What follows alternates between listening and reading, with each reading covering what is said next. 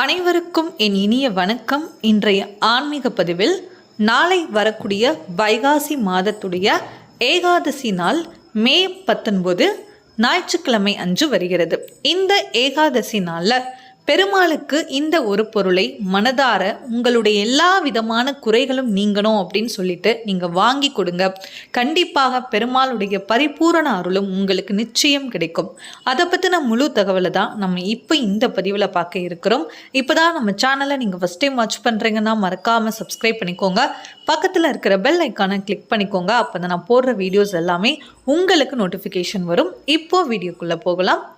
ஏகாதசி நாளில் பெருமாளை நம்ம வழிபாடு செஞ்சு வர நம்மளுடைய எல்லா விதமான செல்வம் சம்பந்தப்பட்ட பிரச்சனைகள் அனைத்துமே நீங்கும். நம்ம வீட்டில் பணம் நம்ம என்னதான் சம்பாதித்தாலும் உழைத்தாலும் அது விரயமாயிட்டே இருக்கு அப்படின்னா கண்டிப்பாக மகாலட்சுமியுடைய அருள் பரிபூரணமாக நமக்கு கிடைக்கலும்.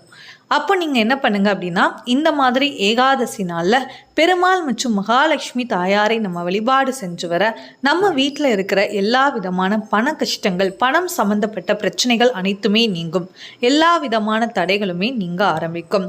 அதனால நீங்கள் என்ன பண்ணுங்க அப்படின்னா, நாளைக்கு மே 19 ஞாயிற்றுக்கிழமை ஏகாதசி. இந்த நாளில் நீங்கள் பெருமாளுடைய கோவிலுக்கு சென்று பெருமாளுக்கு ஒரு துளசி மாலை சாச்சுறது ரொம்ப ரொம்ப நல்லது.